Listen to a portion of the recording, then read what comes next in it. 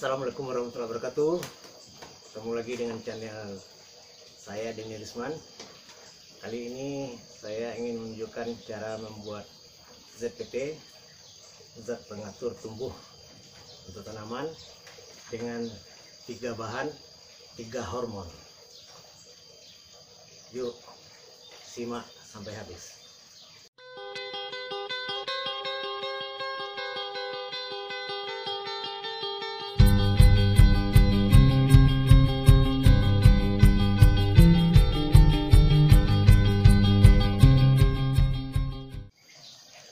Di sini ada 3 jenis bahan: bawang merah, toge, dan air kelapa. Nah, ini adalah bahan untuk membuat ZPT.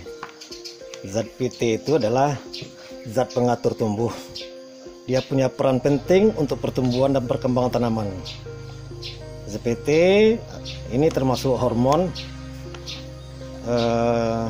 berfungsi untuk mempengaruhi pertumbuhan, perkembangan maupun pergerakan taksis tanaman dengan cara memacu, menghambat atau mengubahnya.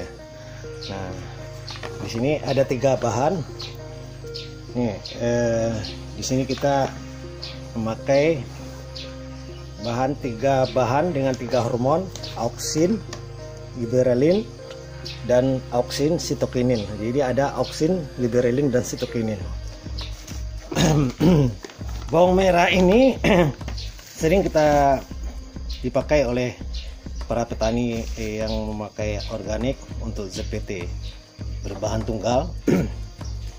Nah, bawang merah ini dia mengandung 2 hormon, auksin dan giberelin. Auksin ini fungsinya itu merangsang proses perkecambahan biji. Jadi kalau kita mau menyemai biji tanaman biar cepat sprout, muncul kecambah, nah kita rendam dengan biji itu, bibit benih ya, dengan air bawang merah. Kemudian fungsi auksin ini sama dengan ekstra toge ini. Auksin ini juga berfungsi untuk merangsang dan memacu proses pembentukan dan pertumbuhan akar. Jadi untuk pertumbuhan akar sangat cepat kita memakai ZPT bawang merah ini. Juga merangsang terbentuknya bunga dan buah sehingga tanaman berproduksi dengan maksimal. Merangsang terjadinya partenokarpi. Nah, jadi partenokarpi ini kondisi di mana tanaman mampu membentuk buah tanpa penyerbukan. Jadi buah, istilahnya buah tanpa biji itu, ini dengan memakai ZPT bawang merah.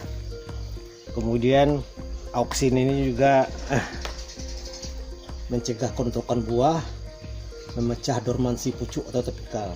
Nah, jadi selain bawang merah dan toge ini, auksin juga bisa ditemui pada urin hewan. Auksin juga ditemui pada urin hewan. Nah, di sini ada 3 bahan yang jadi bahan utama kita yang mengandung auksin: air kelapa, ekstra toge, dan bawang merah. Kemudian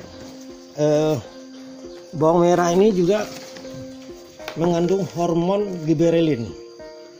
Nah, giberelin ini dia berfungsi mengontrol pertumbuhan dan perkembangan seluruh tanaman, baik akar.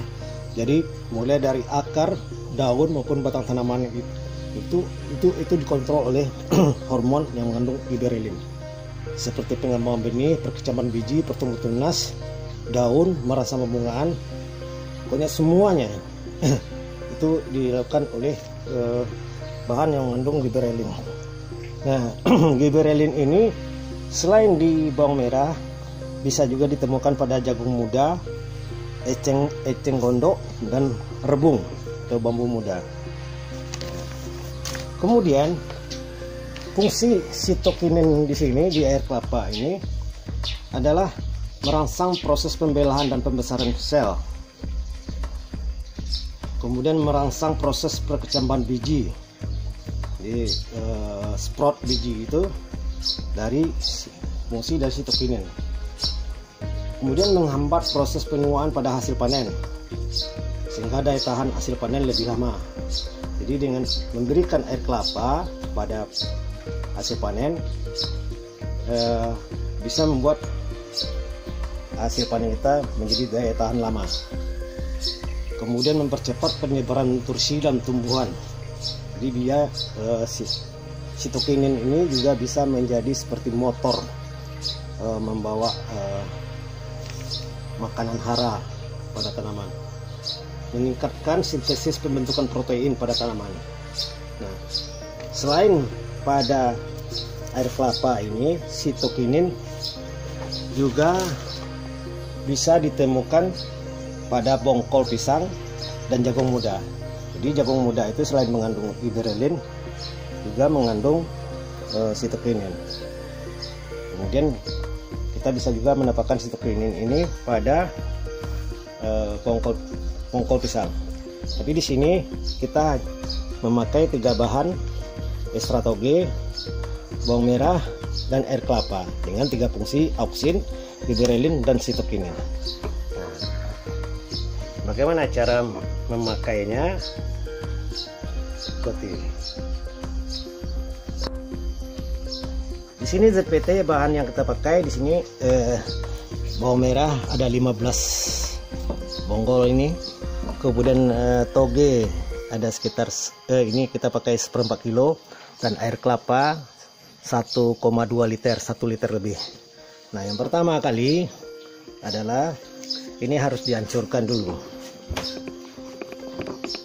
Jadi bawang merah kita masukkan.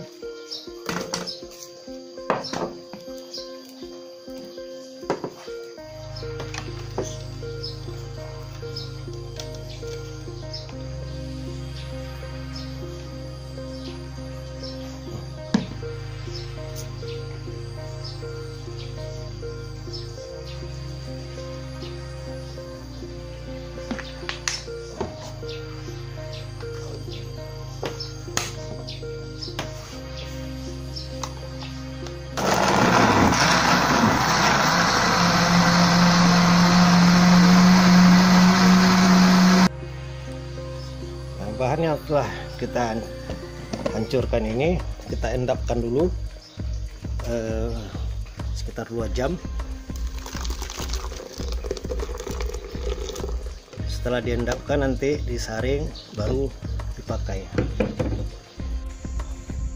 Sekarang barang kita sudah siap, ZPT nya sudah bisa kita pakai. Ini airnya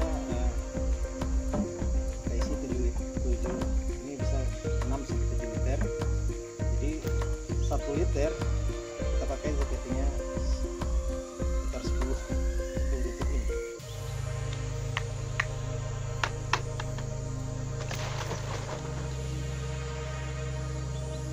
Ini 10 ml ini satu tutup botol ini. Jadi kita pakai dengan air 6 liter, kita pakai 6 tutup botol.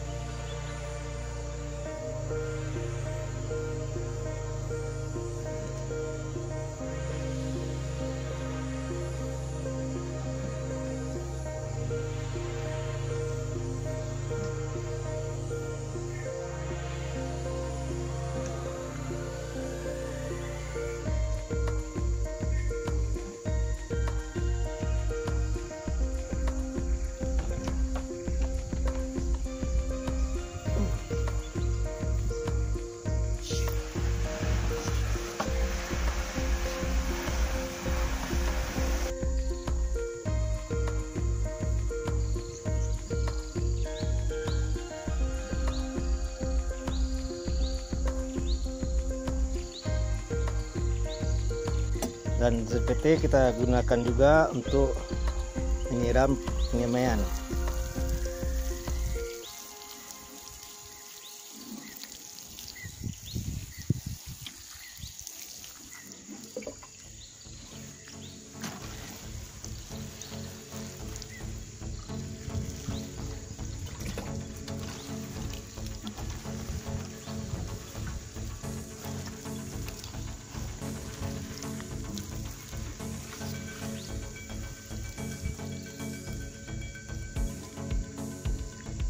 Nah, demikianlah cara membuat ZPT dan cara mengaplikasikannya pada tanaman yang baru tumbuh, yang disemai atau yang sudah tumbuh.